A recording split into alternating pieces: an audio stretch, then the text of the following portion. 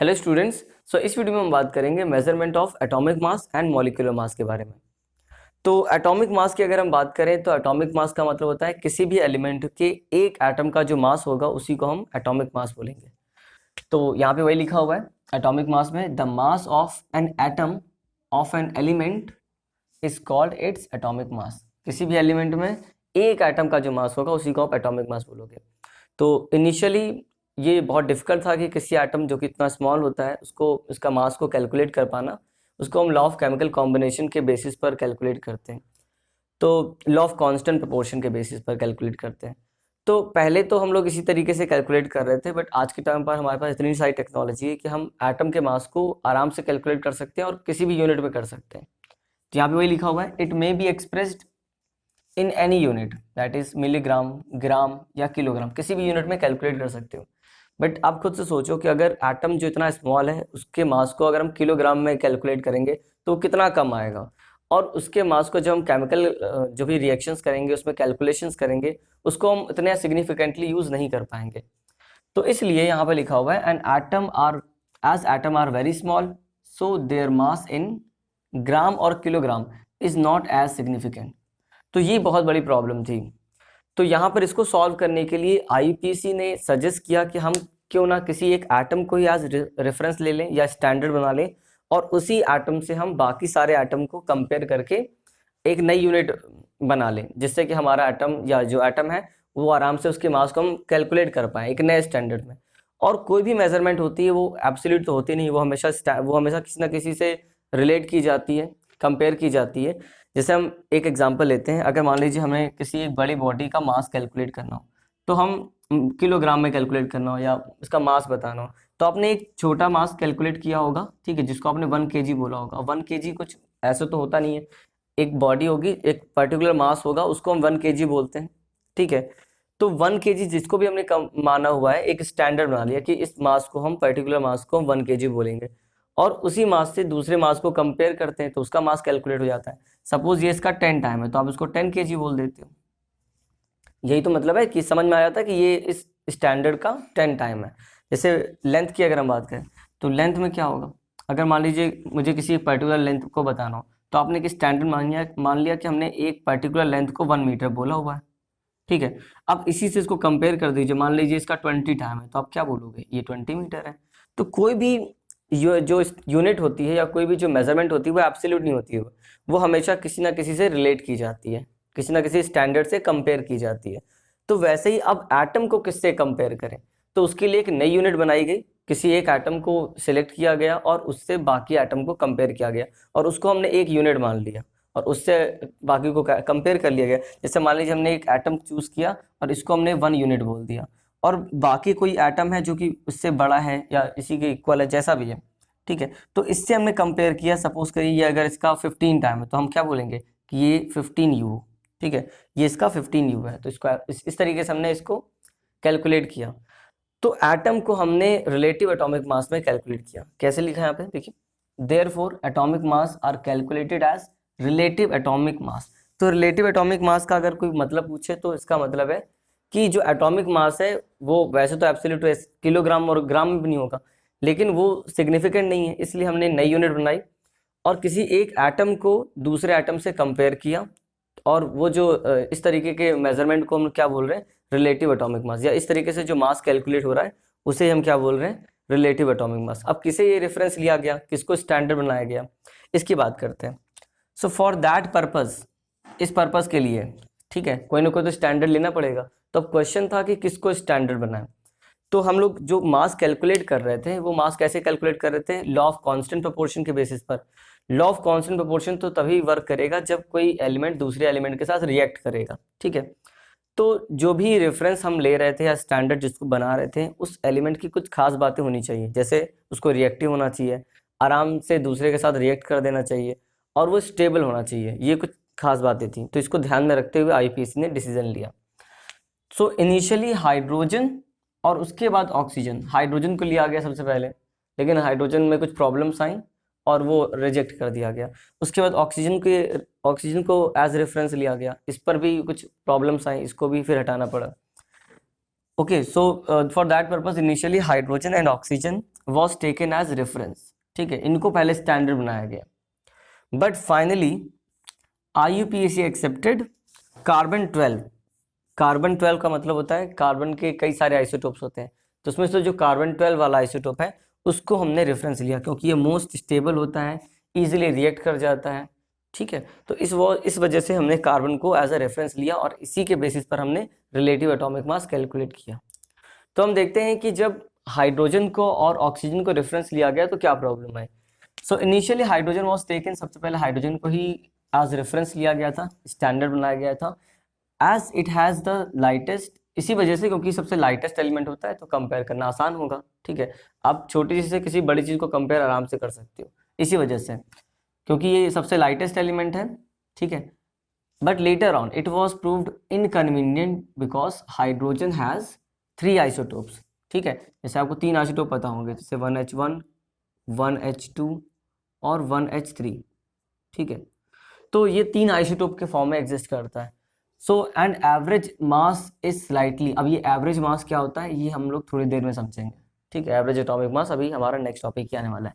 So average mass is slightly higher than 1। हम hydrogen की इस हाइड्रोजन को कंसीडर कर रहे थे कि हाइड्रोजन का मास 1 होता है तो आराम से कंपेयर हो जाएगा, बट इसका जो एवरेज एटॉमिक मास आ रहा था वो 1 से स्लाइटली ज़्यादा आ रहा था, तो ये फिर हमारा जो कैलकुलेशन था वो इतना अच्छा परफेक्ट नहीं बैठ रहा था, इस वजह से इसे रिजेक्ट करना पड़ा। नेक्स्ट देखिए क्या बोला गया, ऑक्सीजन एज रेफरेंस। तो इसके बाद हाइड्रोजन नहीं अगर काम कर पाया तो फिर ऑक्सीजन को लिया गया। So after hydrogen oxygen was taken as reference, इसको स्टैंडर्ड बनाया गया। But there was also some problem, इसके साथ भी कुछ प्रॉब्लम थी कुछ रिएक्शन को लेकर, ठीक है, with oxygen also, so it was also discarded. तो अब आपको पता है फाइनली कार्बन 12 को ही रेफरेंस लिया गया, स्टैंडर्ड बनाया गया। So finally carbon 12 was taken as standard reference element by IUPAC। IUPAC ने इसे सेलेक्ट किया। Carbon 12 is a stable. अब इसका रीजन क्या था, क्योंकि जो कार्बन 12 था, कार्बन के भी 3 आइसोटोप होते हैं, कार्बन 12, कार्बन 13 और कार्बन 14। उसमें से सबसे ज़्यादा जो स्टेबल एलिमेंट होता है वो यही होता है, ठीक है। So carbon 12 is a stable isotope of carbon और इजीली रिएक्ट कर जाता है किसी भी दूसरे एलिमेंट से। And it was suggested that 1/12 part, अब ये इंपॉर्टेंट बात है, 1/12 part of mass of carbon 12, ठीक है। ऐसा नहीं को कार्बन 12 का जो भी मास होगा उसको रेफरेंस ले लिया गया, कार्बन 12 का जो भी मास होगा उसको 12 से डिवाइड किया तो जो वैल्यू मिली उसको हमने 1 यूनिट माना, ठीक है, एक स्टैंडर्ड माना। यहाँ पे वही लिखा हुआ है, suggested that 1/12 part of mass of carbon 12 will be taken as 1 unit of mass, ठीक है, on the atomic scale. This is known as atomic mass unit, ठीक है। तो पहले इसको एटॉमिक मास यूनिट बोला जाता था, AMU, ठीक है। बहुत से पुरानी बुक्स में भी AMU लिखा होता है, बट अब इसको रिप्रेजेंट किया जाता है U से सिर्फ, ठीक है, यूनिफाइड मास से। तो यहाँ पे लिखा हुआ है now AMU is represented as U, मतलब जैसे हम अगर किसी को ऐसे लिखें, सपोज हमने 2U लिखा, ठीक है, या 2AMU लिखा, पहले 2AMU लिखा होता था, ठीक है, अब इसको ऐसे लिखते हैं 2U, तो दोनों का मतलब एक ही है, ठीक है, 2U है, दिस इज U, ओके। सो इसका मतलब क्या होता है, यूनिफाइड मास, ठीक है। तो अब AMU के प्लेस पे हम U यूज़ करते हैं। तो अब देखिए यहाँ पे वही चीज़ लिखी हुई है, तो 1 AMU या 1U का मतलब क्या होगा कि 1 जो भी मास ऑफ कार्बन 12 एटम है उसको 1/12 कर दिया तो मास ऑफ कार्बन 12 इतना ग्राम होता है, ठीक है। अगर ग्राम में अगर कैलकुलेट करें तो इतना ग्राम होता है, ये मास जो होता है वो कार्बन 12 का होता है, ठीक है। और इसको 12 से डिवाइड किया तो जो आंसर आया, अब इस जो इतनी वैल्यू होगी उसको हमने 1 यूनिट बोल दिया। अब बाकी के मास को हम इससे कंपेयर कर लेंगे और हमारा जो भी एटॉमिक मास है, रिलेटिव एटॉमिक मास है, वो कैलकुलेट हो जाएगा। तो अब हम यहाँ से रिलेटिव एटॉमिक मास की डेफिनेशन बना सकते हैं। तो रिलेटिव एटॉमिक मास का मतलब क्या है कि जो अभी आपने मास जिसको स्टैंडर्ड माना, तो स्टैंडर्ड किसको माना, 1U को माना। और 1U में होता क्या है, कार्बन 12 के ही एटम के मास को हम जो कि ग्राम में होता है उसको 1/12 कर देते हैं और जो आंसर आता है इतना आंसर आता है 1/1.6 इंटू 10⁻²4। इसको 1 यूनिट से हम इसको कंपेयर कर लेते हैं कि जो आपका जिस मास को भी आप कैलकुलेट करने जा रहे हो, जिस एटम के मास को आप कैलकुलेट करने जा रहे हो वो इसका कितने टाइम है, ठीक है। तो यहीं से उसका मास कैलकुलेट हो जाएगा। जैसे मान लीजिए अगर किसी का मास 2U आता है, इसका मतलब क्या है, 2U है, दिस इज U, ठीक है, दिस इज 2U। अगर 2U आता है इसका मतलब है कि इस मास का वो डबल होगा, तभी तो उसको हमने 2U बोला, ठीक है, इसको तो 1U बोल रहे हैं। ओके, तो अब देखिए यहाँ पे वही लिखा हुआ है, the relative atomic mass of an element is expressed as the number of time, कितने टाइम वो हैवियर है, ठीक है, as the number of times an atom of that element is heavier than 1/12 of the mass of an atom of carbon 12 isotope। ठीक है, तो definition तो इसी तरीके से लिखेंगे अगर एग्जाम में आएगी तो, बट आपको मतलब पता होना चाहिए। किसी भी एलिमेंट को आप कंपेयर, जिसको भी आप, जिसका मास भी आप कैलकुलेट कर रहे हो, रिलेटिव एटॉमिक मास, वो कितने टाइम हैवियर है। ठीक है, बात समझ में आ रही है। तो यहाँ पे देखिए उसका रिलेटिव एटॉमिक मास आप कैलकुलेट कर सकते हो, जो भी उसका मास होगा ग्राम में, और उसके मास को, कार्बन 12 के मास को हमने ग्राम में लिया और दोनों को डिवाइड कर दिया, इस तरीके से। अब ये वाला फॉर्मूला देखिए, ज़्यादा समझ में आएगा। तो किसी का भी मास, एटॉमिक मास अगर हमें कैलकुलेट करना होगा, और ये एटॉमिक मास रिलेटिव होगा, ठीक है, अंडरस्टूड है, इसलिए मैंने यहाँ पे रिलेटिव वर्ड नहीं लिखा। तो mass of one atom of element, जो भी किसी भी एटम का जो मास होगा आपने लिखा, ठीक है, और उसको हमने इससे डिवाइड कर दिया, तो जो भी आंसर आएगा वही यूनिफाइड मास होगा। ठीक है, जैसे एक एग्जाम्पल भी देख लीजिए। तो यहाँ पर देखिए एक एग्जाम्पल मैंने लिया हुआ है, जैसे कि अगर हमें हाइड्रोजन का मास दे रखा हो, देखिए फॉर्मूला तो आपको लर्न हो गया होगा कि एटॉमिक मास अगर हमें किसी का कैलकुलेट करना हो, तो किसी भी, जिस भी एटम को आप कैलकुलेट करना चाहते हो AMU में, तो क्या करना होगा, उसके मास को हमें ग्राम में ऊपर रखना होगा और डिवाइड किससे करना होगा, इस 1U से, मतलब 1.6 × 10⁻24 ग्राम से। ठीक है, अब देखिए जैसे मास ऑफ हाइड्रोजन ग्राम में कितना होता है, इतना होता है, ठीक है, 1.673 × 10⁻24 ग्राम। अब अगर हम इसका मास AMU में कैलकुलेट करना चाहते हैं या यूनिफाइड मास में कैलकुलेट करना चाहते हैं, तो क्या करना पड़ेगा, फिर यही काम हमें करना पड़ेगा, ऊपर इसके मास को हमें ग्राम में रखना पड़ेगा और डिवाइड इससे कर देना होगा। ठीक है, सेम फॉर्मूला अप्लाई किया यहाँ पर।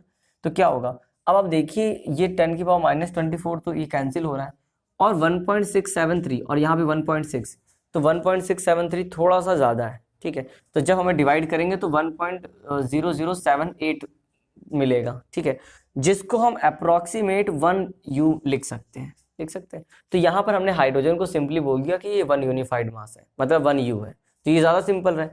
आप खुद से देखिए, अगर ये आपको कैलकुलेट करने के लिए बोले, ये कैलकुलेट करने के लिए बोले, तो ये ज़्यादा ईजी है, इस वजह से हमने ये स्टैंडर्ड यूनिट बनाई। ठीक है, सिमिलरली अगर हम ऑक्सीजन को कैलकुलेट करेंगे तो यहाँ पर हमें 15.995 मिलेगा, और इसको हम अप्रोक्सीमेट 16 यूनिट मान सकते हैं। ठीक है, क्योंकि 995 16U लिख सकते हो आप।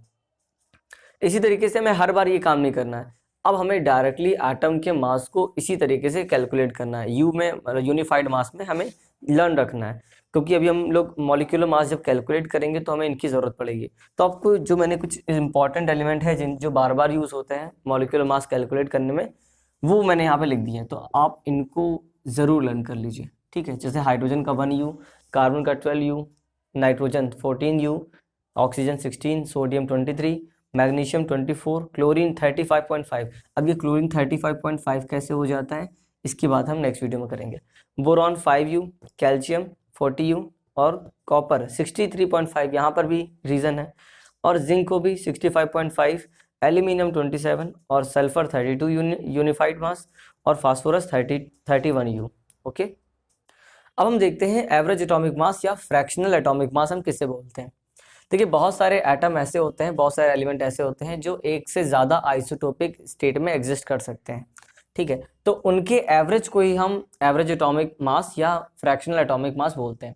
जैसे देखिए, some elements have fractional atomic masses because these elements have different isotopes in different ratio and atomic masses is taken by the average of the atomic masses of their isotopes। ठीक है, जैसे example के तौर पे यहाँ पे chlorine का लिया गया है। क्लोरीन नेचर में 75%, और ये वाला क्लोरीन, देखिए क्लोरीन के दो आइसोटोप्स होते हैं, एक तो क्लोरीन, ये क्या है, एटॉमिक नंबर है, ये क्या है, मास है। तो क्लोरीन के दो आइसोटोप्स होते हैं, एक क्लोरीन 35 और एक क्लोरीन 37। ठीक है, और नेचर में इनका अबेंडेंस 75% और 25% होता है। अब इसका क्या मतलब है, जैसे नेचर में अगर हम क्लोरीन ढूंढे तो हमें 75% इसके मिलने के चांसेस होते हैं और 25% इसके मिलने के चांसेस होते हैं। और ये रिलेटिव अबेंडेंस, देखिए आइसोटोप्स तो हर एलिमेंट का होता है, लगभग हर एलिमेंट का होता है, लेकिन रिलेटिव अबेंडेंस बहुत मैटर करता है। जैसे यहाँ पर जो 75% है, 25% है, ये मैटर कर रहा है, लेकिन अगर ये 99.999% होता और ये 0.0001% होता, तो हम यहाँ पर इसको कंसीडर नहीं करते। तो वहाँ पर हम केवल इसी को कंसीडर कर सकते थे, लेकिन यहाँ पर कंसीडर करना पड़ेगा। तो क्लोरीन का जो मास आपने देखा होगा 35.5 आता है। तो 35.5 आने का लॉजिक यही है कि यहाँ पर जो रिलेटिव अबेंडेंस है वो बहुत मैटर कर रही है। तो इनका एवरेज हम निकालेंगे कैसे, देखिए। तो ये समझ में आ गया कि सम एलिमेंट्स के जो मास होते हैं फ्रैक्शनल होते हैं, ठीक है, पॉइंट में होते हैं। इसका लॉजिक ये है कि यहाँ पर जो इनका जो मास होता है वो अलग अलग होता है, ठीक है, अलग अलग आइसोटोप्स में और अलग अलग एबेंडेंस में प्रेजेंट होते हैं, ठीक है। तो देखिए इनको कैसे हम कैलकुलेट करेंगे। तो जैसे एग्जांपल के तौर पे इन्होंने क्लोरीन को लिया हुआ है। The two isotopes of chlorine gas chlorine are Cl35 और Cl37, और ये रेशियो 3:1। अब आप इसका रेशियो निकालेंगे तो आपको यही मिलेगा, 3:1 रेशियो इन नेचर। अब इसका एवरेज निकलेगा कैसे, देखिए जैसे मैथ्स में हम एवरेज निकालते हैं बिल्कुल वैसे ही करना है। क्या करना है, 35 कितना परसेंट है, 75%, या आप 3 ले सकते हो, ठीक है, किसी भी को भी ले सकते हो।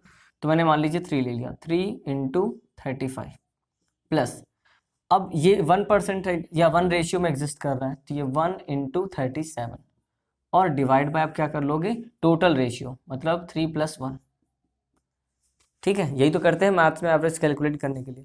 तो यहाँ पे क्या होता है, यहाँ पे देखिए 35 और ये हो जाएगा आपका कितना हो जाएगा 105, ठीक है, 105 हो जाएगा प्लस 37 और अपॉन में 4, ठीक है। अब आप इसे ऐड कर सकते हैं, तो ये हो जाएगा 7 और 5 12, 1 कैरी किया, यहाँ पे 4 और यहाँ पे हो जाएगा 142, ठीक है, और डिवाइड बाय 4। तो जब आप इसको डिवाइड करोगे तो ये अप्रॉक्सीमेट आपको 35.5 यूनिफाइड मास के इक्वल मिलेगा, ठीक है। तो इस तरीके से हम क्लोरीन के मास को जब भी लिखते हैं, क्लोरीन के मास को जब भी लिखते हैं, ना तो हम 35 लिखते हैं ना 37 लिखते हैं, हम हमेशा कितना लिखते हैं 35.5, यही इसका आंसर है, ओके। अब हम समझते हैं मॉलिक्यूलर मास क्या होता है और ये कैसे कैलकुलेट किया जाता है। तो एटॉमिक मास तो हमने समझ लिया, किसी एक एटम का मास यूनिफाइड मास में, ठीक है। तो वैसे ही मॉलिक्यूलर मास को भी हम यूनिफाइड मास में कैलकुलेट कर सकते हैं। तो कैसे कैलकुलेट करेंगे, मॉलिक्यूल कैसे बनता है, मॉलिक्यूल बनता है एटम के कॉम्बिनेशन से। तो जितने एटम का यूनिफाइड मास होगा उन सबका जो सम होगा वही मॉलिक्यूल का भी मास हो जाएगा। तो यहाँ पे वही लिखा हुआ है, the molecular mass of the substance is the sum of, ठीक है, सम का मतलब होता है सबको ऐड कर देना, sum of the atomic masses of all the atoms present in that molecule, ठीक है। अब एग्जाम्पल के मैंने वाटर, CO2 और H2SO4 लिया हुआ है, ठीक है, इनका हमें मॉलिक्यूलर मास कैलकुलेट करना है। जैसे मैं H2O का अगर मॉलिक्यूलर मास कैलकुलेट करना है तो क्या करेंगे, अब हमें ये चेक करना पड़ेगा कौन सा एटम कितने टाइम रिपीट हो रहा है। जैसे हाइड्रोजन, हमें ये तो पता होना चाहिए कि हाइड्रोजन का एटॉमिक मास कितना होता है और ऑक्सीजन का कितना होता है, ये आपको लर्न होना चाहिए। तो जैसे हाइड्रोजन का 1 होता है, लेकिन यहाँ पे हाइड्रोजन 2 है तो उसका 2 से मल्टीप्लाई कर लिया, और ऑक्सीजन का कितना होता है 16, ठीक है। तो और बाहर हमने U लगा दिया, यूनिफाइड मास में ही तो कैलकुलेट कर रहे हैं। तो ये हो जाएगा ये 2 + 16 U और यहाँ हो जाएगा 18 U, मतलब ये हो जाएगा इसका मॉलिक्यूलर मास, ठीक है, यूनिफाइड मास में। CO2 का अगर कैलकुलेट करें तो कार्बन का हो जाएगा 12 प्लस ऑक्सीजन का होता है 16 और मल्टीप्लाई बाय 2, तो यहाँ 12 + 32, ओके, और ये बाहर U, ठीक है, तो यहाँ पे हो जाएगा 44 U। H2SO4 का कैलकुलेट करते हैं, चलिए देखते हैं इसका क्या आता है। तो यहाँ पर कौन कौन है, हाइड्रोजन, सल्फर और ऑक्सीजन। तो पहले हमने लिखा हाइड्रोजन का 1 होता है और यहाँ पे लिखा हमने 1 और मल्टीप्लाई बाय 2 प्लस सल्फर का 32 और ऑक्सीजन का होता है 16 और मल्टीप्लाई बाय 4, ठीक है, ठीक है, U है, यूनिफाइड मास इधर लिख देते हैं।